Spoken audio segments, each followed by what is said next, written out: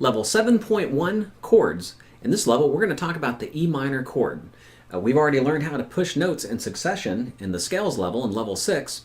Now we're going to push multiple notes at one time. And we call these chords. So the first chord we're going to learn is the E minor chord. Let's go ahead and get out our chart. I'm going to show you how to read those, and we're going to get to work. Okay, I've got the E minor chord chart available. You should have this out. I'm going to explain how this works. This type of chart is used to communicate chords in most books and most online services. If you want to learn how to play a chord, just look it up online. You're probably going to see this type of representation. And it's really just a guitar neck. You can kind of see that.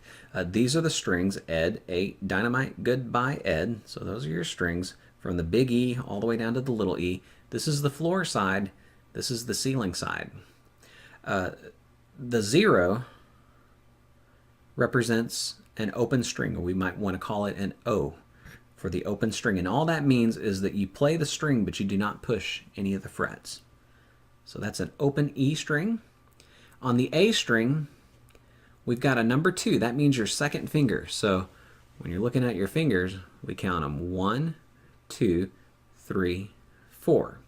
So we're going to use this finger here, the second finger, on string A, and then we count the frets. 1, 2. So second finger on the second fret on string A. Hold that into position. As we move to the D string, we're going to use our third finger once again on the second fret on string D. And then you're going to hold these two in position, and you'll notice that strings G, B, and E are all open. So you don't have to push anything there, and you'll strum all the strings. And that's how you read the chart. Now, sometimes you may have an X here, for instance, on the A minor chord that you're going to be learning next. We have an X right here, and that means that you do not play the string and you don't push a note. So that's what that means, and that's how you read these charts. I'm going to explain how to play it here, so get out your guitar. Okay, after looking over the chart, we're now going to go over the actual notes here. The top E string is open, which means you do not push it, but we do play it. On the A string, we're going to use our second finger. And we're going to count 1, 2. That's our second fret, and we push there. I want you to leave it in position as we go to the D string here. And we're going to use our third finger on string D on the 1, 2, second fret. And then strings G, B, and E are all open, which means we do not push them, but we do play them. And then we can just strum across all the strings. Okay, many of the principles learned in hold technique and scale technique are now going to apply to chord technique. There are two things that will cause you not to get a sound. One is lack of pressure, and 2, blocking a note.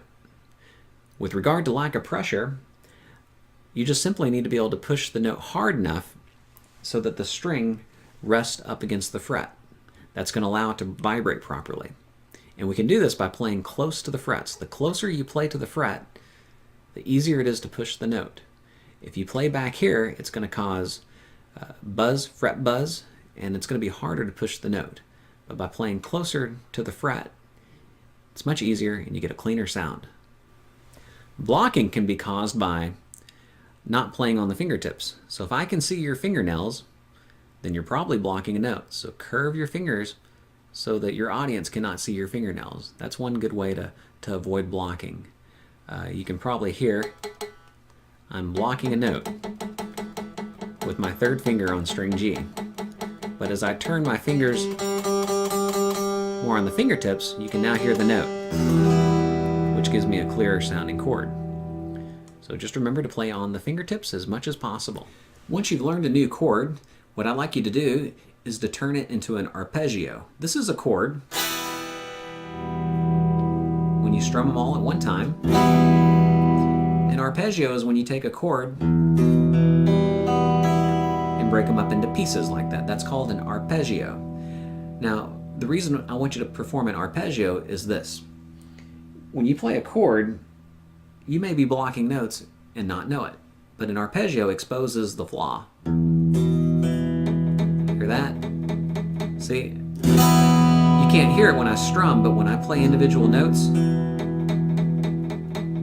see, now I can correct it and move on.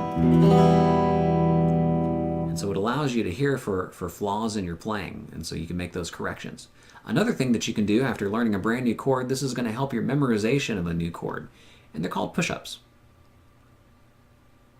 See what I'm doing there? I'm just squeezing, releasing, and I maintain contact with the string, just like that.